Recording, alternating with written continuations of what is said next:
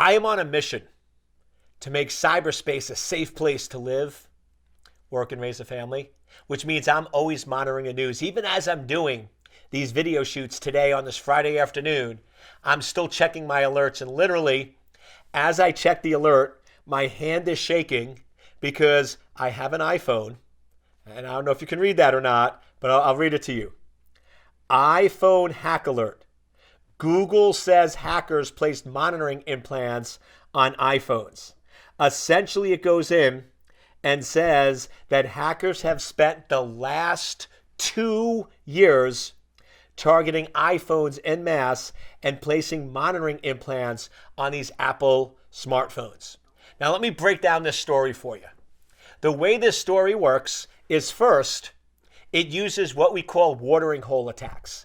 The idea of a watering hole attack is a cyber attacker is going to find a site that a lot of people of a certain target class are going after. In this case, they found websites that people on iPhones visit on a regular basis, and they broke in to those sites and put malware on it. So now, if you just opened up your phone, went with Safari, and went to that website, boom.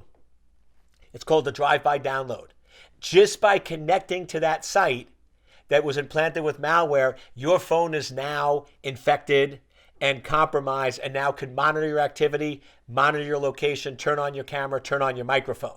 Now, this gets scary because this goes against all of our security rules, because we go in and say, don't click on attachments, this and that. You're surfing safe website, or you're surfing what you thought to be a safe website.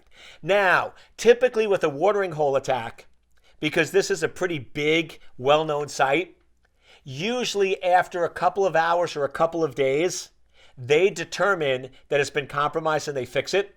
So it's a short window.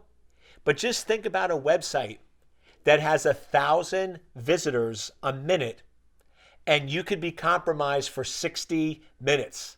That could be 60,000 iPhones that are now targeted and compromised.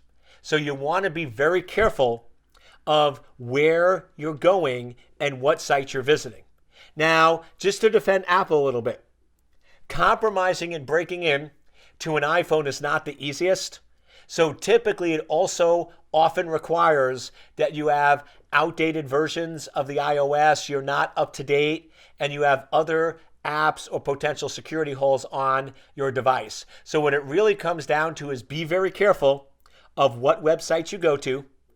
Make sure that your phone is up to date and apply all of the new releases and all of the new patches in a very quick, efficient manner to minimize or reduce the risk. But this is a very interesting story because most of the smartphone stories over the last 5 years was all about Android. And now, once again, it shows you the bottom line with security. Whenever you have a large number of people that utilize a device, it's going to have attacks and vulnerabilities against it. I did some videos earlier about Fortnite, 250 million users. Of course it's going to be targeted.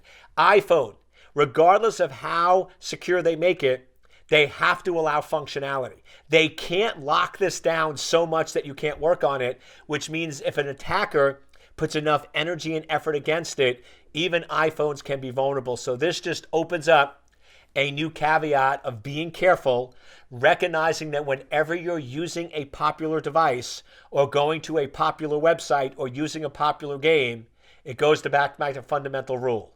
You are a target. So be careful, keep your phones up to date, and if you don't have to visit a website, resist the temptation.